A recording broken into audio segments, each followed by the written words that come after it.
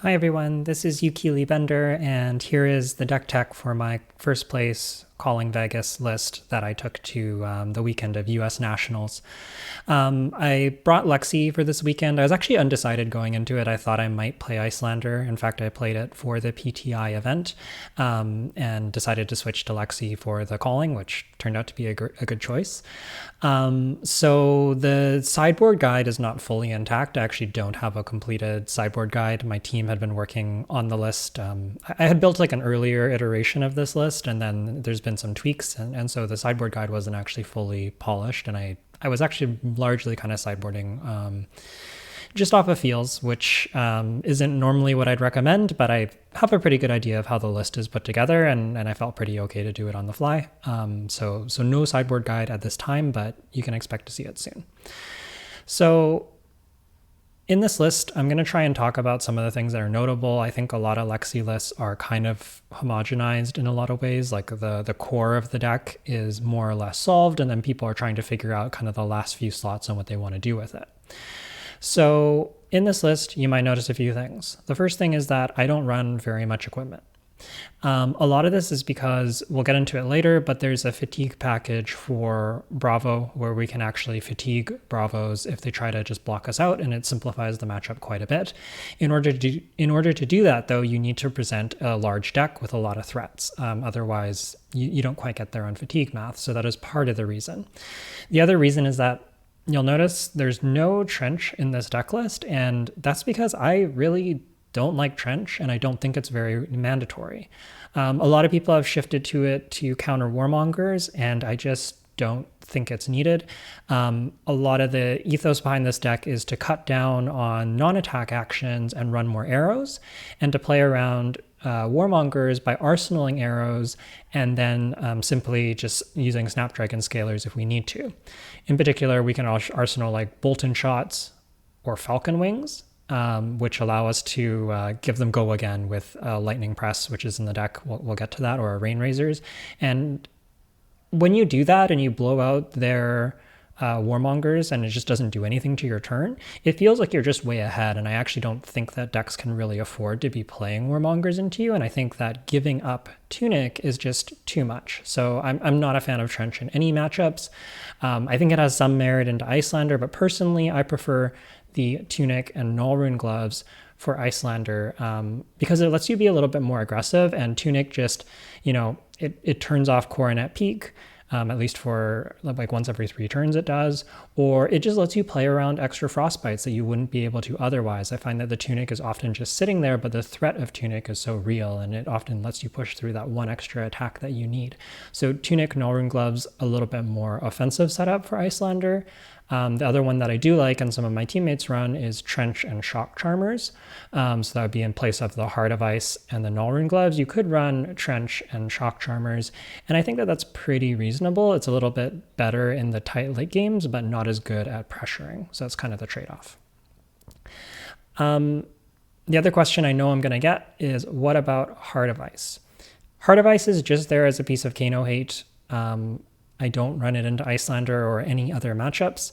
It's essentially Nullrune, but when you get them low, you can start your turn by using Heart of Ice and asking them, do they want to block and just accept your turn, or do they want to try and kill you through a full hand in AB2? I'm not activating Heart of Ice over and over again in the early game. It's simply for the late game. Once they're kind of in that range where they are going to need to block out or receive lethal, and you're kind of in their kill range, which is often like around like 30 life and on turn 3, so late game is relative. But yeah, Heart of Ice is just for Kano. Nullrune gloves, I think just for Icelander and actually for Dash. You don't want to get T-Bone Magnetic, so I give up the value on Hornet Sting to run Nullrune gloves. If you have Shock Charmers, you can do the same idea. The other thing you'll notice about this deck list is Snapdragon Scalers are only boots. We're not running Perch. I actually don't like Perch in the mirror very much, and it's because Drill Shot can be a huge liability for Perch. When it lines up that you can block with a 3-block and Perch on a Heatseeker or an Infecting Shot, that's great for you. But sometimes you just get Drill Shotted a bunch early on, and it makes Perch feel like a little bit of a liability. And I like the ability to arsenal, like if I have a red Heatseeker and I ponder a red Bolton shot, I like having the option to arsenal that red Bolton shot. If I don't draw any pumps, I can snaps it. But if I draw a Rain Razors or Premeditate, we're off to the races because I just got a whole extra card and I didn't even have to dedicate any equipment to it. So I really like Snapdragon Scalers all the time. I think Perch is pretty reasonable into Bravo, but it does require you to have Trench, and that's just more sideboard slots than I want to dedicate. I think the matchup is fine without it, and again, Snaps lets you run Tunic, and Tunic in a long game is very good. So I think overall I like Snaps Tunic, just way too much to give it up. I think my thoughts is a lot of decks are giving up too much by not running Tunic into a lot of matchups where they should be, especially those long ones. Like if you're playing into a Bravo, you're playing 15 plus turns and you're not using Tunic, that's a lot of value that you're giving up. So that's kind of where I'm at and why my equipment suite is the way that it is. That being said, if you like Trench, if you love Trench, you can run it, but I'd encourage you to try playing without it. I think you'll be surprised at how unnecessary it is. Going into the main deck, there's 51 cards here. They pretty much don't change. Occasionally I might trim like a single Searing Shot or a single Drill Shot if I have better on hits in the board, and I may swap a blue. We'll talk about that in a minute. But this is usually the 51 that's in. Most of it pretty standard: Bolton Shots, Drill Shots, Endless, Falcon Wing, Heatseeker, Infectings, Premeditate. It's all very, very standard. Your Searings, 3 of a kind, Codex, Rain, and so on, and then some blues. The things that maybe stand out about the list a little bit: 2 Premeditate. This could easily be 3. It's one of the changes I'm thinking about making to the deck, is I might run a 3rd Premeditate. The card is just very, very good, and I do kind of want a 3rd one. The other thing that might stand out is Drill Shots. I've noticed a lot of decks starting to trim on Drill Shots, and I get the idea that in the late game, once you've gone through their armor, that Drill Shot is just a vanilla arrow. But I think that seeing Drill Shots early and threatening their armor either forces blocks or, more often than not, forces out their armor. And the sooner you can get out the armor, the sooner you can get the armor out of the way, the better all your premium on hits are. So once they don't have any armor, your Endless Arrows, your Heatseekers, your Infecting Shots are so much more threatening. And so I'm willing to run the full set of Drill Shots and accept that in the late game they're going to be vanilla arrows if it means that I'm able to threaten their armor more consistently and just work through it more quickly on average. I think that's a trade-off that I'm happy to make, and I quite like having the 6 Drill Shots in the deck. I wouldn't cut down on it personally. Other things that stand out: blue Searing Shot. Just another 0-cost arrow, helps keep the curve lean. Nothing too much to say there. It's sort of like a 1 for 3 go again if it hits, which is pretty good. That's like a yellow leg tap, but it pitches blue and blocks 3. It's a solid card. It's not amazing, but it's solid. Other blues that maybe stand out: we have Sleep Darts, 2 Winter's Bites, and a Withering Shot, as well as 1 more Withering Shot in the board. And this Withering Shot can come in and you can take out a Sleep Dart or you can take out a Searing Shot. It kind of depends on the matchup. Just play the most relevant blues, but usually I'm playing 16 blues. The 17th blue is just for Icelander, so you have an extra blue, or for Bravo, because you're boarding up, and adding an extra blue kind of helps with your resource curve. But pretty much these are the blues. I like these 1-cost blue arrows that have good utility. Withering Shot in the mirror is quite good. Sleep Dart, pretty good into a lot of decks, especially Dromai though. And I'm a big fan of these 1-cost blues that just have strong on hits and can demand cards from your opponent, and being able to bump them up to a 4 feels really good. And I think that there's a lot of arrows you can run in this slot. I think people can experiment a little more with their suite of blue arrows. I think that there's a lot of room for utility in targeting decks that you want to beat. Cards like Fatigue Shot, Sleep Dart, Withering Shot are all really, really good standouts. You can also run blue Hamstring Shot in this slot, and I think that that's fine as well. So there's a lot of different arrows that you can run here that are pretty good. Winter's Bites, why only 2? The reason that there's only 2 Winter's Bites is that so the arrow count that I like to maintain is at least 42 arrows. This is currently 38 arrows in the main board, so you're bringing in 4 arrows minimum per matchup. Some matchups you bring in more than that, but you're bringing in at least 4 arrows.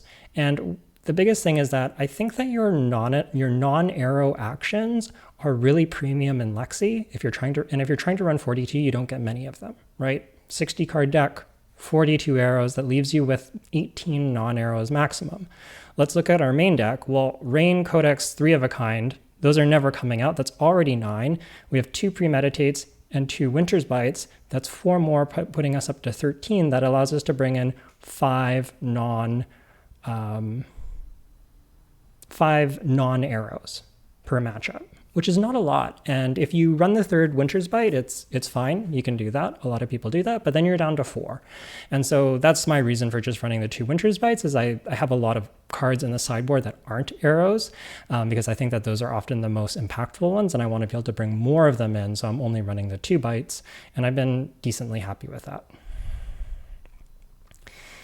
Going into the sideboard here, a lot of it pretty standard.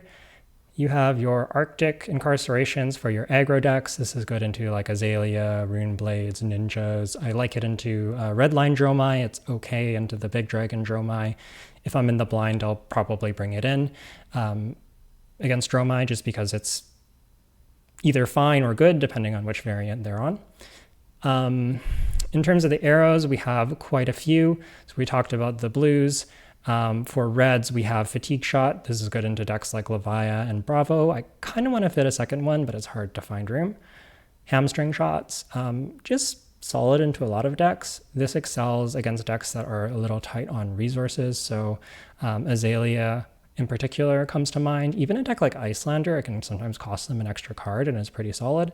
And also Dromai. Dromai is very redline, and especially the redline Dromai's Hamstring Shot is often demanding sort of, it's like a Winter's Bite effect on hit, essentially, right? Like in order to attack you, they need to pitch a card which gives them the Nash. So Hamstring Shot, really good into Dromai. Pathing Helix is just another 0-cost arrow, not much to see here. Sedation Shot, mostly for Icelander, pretty good into Guardian, good into Kano. Has some applications, solid arrow. You could play something else if you're not as worried about Icelander. Sleep Dart, this is mostly for Dromai, but it does have text into a lot of random decks. Like it's relevant into Briar for turning off embodiments. It is relevant into Bolton. It turns off his hero ability. It's very good against Livewire. It's actually pretty reasonable in the mirror. I'm playing this card in the mirror because it's very much like an in-case where it turns off the hero ability. So you can actually lock up their arsenal with a Sleep Dart, and of course they get the chance to block it, but you know, it's another arrow that they sometimes need to block and can be pretty annoying. So those are the arrows, nothing to stand out. Getting into some of the other cards, you'll notice for poppers, we're only on 3 Command and Conquers.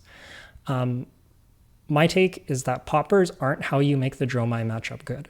The way you make the Dromai matchup good is by smothering them with as much pressure as you can, and the way that we're doing that is with Premeditates, which are on the main board, Lightning Presses, which can be a popper in a pinch if you really need it to be, and they can pop premium dragons like Kyloria, for example. You usually want to block that dragon anyways, so giving it an arrow and a lightning press to kill their Kyloria, deny the card draw, is usually a pretty good deal.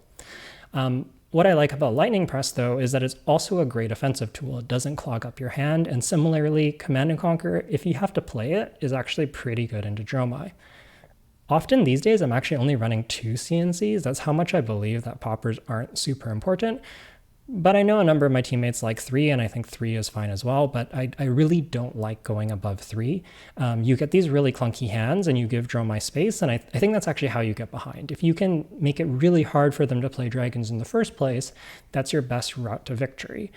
So I don't like more poppers into Dromai, I like fewer.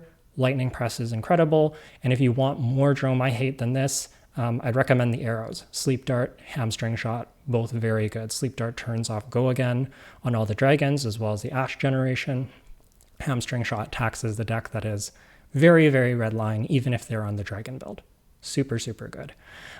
So that's kind of where I'd lean towards Dromai. If you really want more anti-Dromai, Ponder is really good. So 3rd Premeditate, maybe even Codex of Inertia is quite good. The idea behind Ponder is that you can push 5-card hands and then stay on another 5-card hand afterwards. And again, the matchup is all about pressure, so maintaining 5-card hands and chaining them over and over again makes it really hard for Dromai to develop those dragons. If you end up kind of attacking with 2 arrows, clearing a dragon, you wind up in this weird gameplay loop where it can be hard to actually pressure them enough to get through all their dragons, and they can afford to kind of eat like a little bit of damage off a hamstring shot to develop a dragon, a little bit of damage off of a searing shot to develop a dragon, that kind of a thing, and you can start to fall behind. So that actually covers most of the sideboard. The other cards I want to talk about, Remembrance. This is really here for Bravo. Remembrance allows you to play a fatigue plan into Bravo where you can pretty much just play your deck proactively and look to maximize your hand value turn over turn. You don't need to set up. You don't need to keep a bunch of cards back. You will tend to fatigue them if all they do is block. Your arrows, you're often going like go again +1 in some spots or triple arrow turns, but your arrows are typically, all these 5 power arrows are trading for 2 cards out of Bravo once he's through his armor, once he's through his D-reacts, and that's really powerful, and the Remembrances just gives you a huge deck to play against him.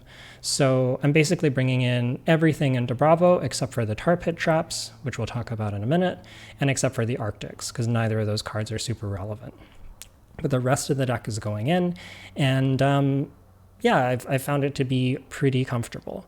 One of the things to be aware of is that a lot of strong Bravo players will understand that you've presented I believe it's a 67 card deck, 68 card deck, and they'll see the Remembrances and they'll go, okay, I can't sit back. I need to play a value game and try to find places to crush you.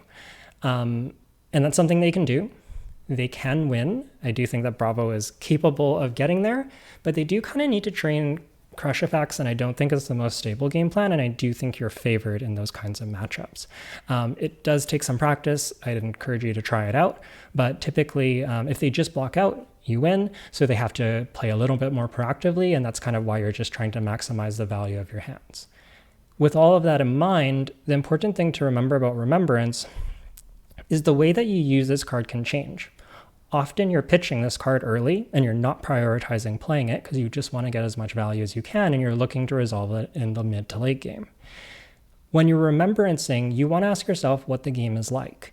If they are blocking a lot and maintaining life totals and you feel like the game is going to come down to fatigue, you want to shuffle in high power attacks. That usually means things like your Command and Conquerors or any of your 1-for-5 arrows. Make sure you leave some room for Codex, and you can even actually shuffle back Codex itself too. Codex is quite a good remembrance target because it buys back your expensive attacks. On the other hand, if you notice that they're racing you and the game is getting quite close and that you don't think it's going to go to fatigue, you think that one of you is going to die through damage, Remembrance has a little bit of a different role. Primarily as a pitch card, but if you do wind up with it as an extra card, you want to Remembrance back 3 of a Kind and Codex of Frailty because those are great cards to catch you up. So one of the things that can happen is your deck can be a little bit clunky, but if you Remembrance back 2 3 of a Kinds and you get to play 5, potentially 5 3 of a Kinds in over the course of the game, and you're playing this value game plan, that's actually really, really strong. So Remembrance is sort of modal, and depending on if they're damage or if they're more defensive, your Remembrance targets will change. So I think that's pretty much everything about the Bravo matchup. The last card I want to talk about is Tarpit Trap. This is a list that I've been on since Baltimore. Most of my team has been on since Baltimore. We love the card. Tarpit Trap is just extremely powerful against any deck that goes wide and has on hits. Those are basically the criteria. So that essentially means the mirror match, it's very, very good. Into Briar, it's very good. Into Viscerae, it is okay. And then into the Ninjas, it is quite good. Phi sort of depends. Like if they're just on the, the Mask of the Pouncing Lynx Phi build, then Tarpit Trap is less good. If they're on Mask of Momentum though, Tarpit Trap is incredible. Some of the interactions to know about Tarpit Trap is it does need to defend an attack with Go Again in order to get the ability that turns off on hits. also, it turns off the next on-hit effect that would trigger. So if this blocks a fatigue shot for 5 with Go Again, and this is the only card blocking, it will stop the fatigue shot. But if you block out the fatigue shot, so you do 1 card plus the Tarpit Trap, the Tarpit Trap's ability is not consumed, and it will instead turn off the next on hit. So sometimes you can do things like block out their fatigue shot, and you know that they have a Command and Conquer face up that's going to be coming afterwards, and then that Command and Conquer won't have an on hit. That's just an example. It could be anything. In one of my calling games, I actually had a situation where my Tarpit Trap allowed me to block out a Force of Nature turn. So I blocked out a Scar for 7. It was a channel Force of Nature turn. So there was a Scar for 7, a Swarming for 6, into a Snatch for 10, and I got to block 7 with Hornet Sting, Tarpit Trap, and a 3 block.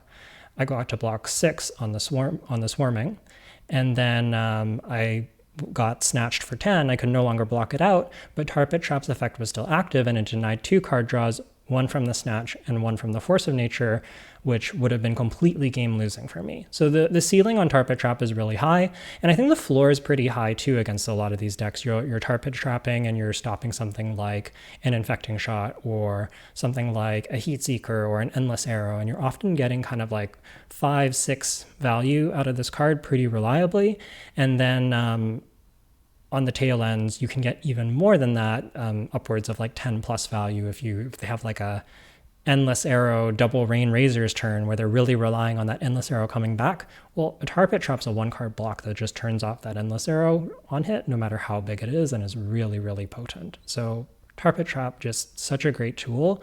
I couldn't imagine cutting this card. It's absolutely incredible.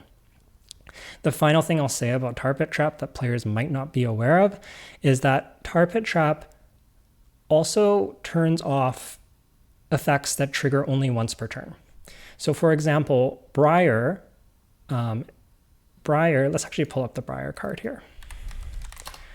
Briar says the first time an attack action card you control deals damage to an opposing hero, create an embodiment of Earth.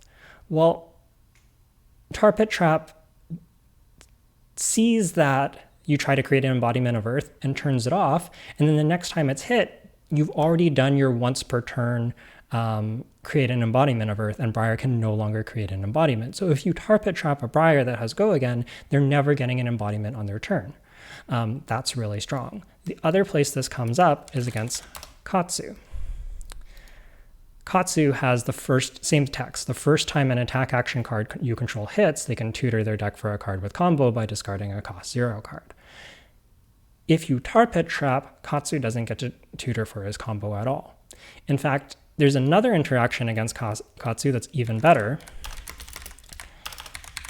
and that's Mask of Momentum. Mask of Momentum is notably a once per turn effect, and it says when an attack action card you control is the 3rd or higher chain link in a row to hit, draw a card.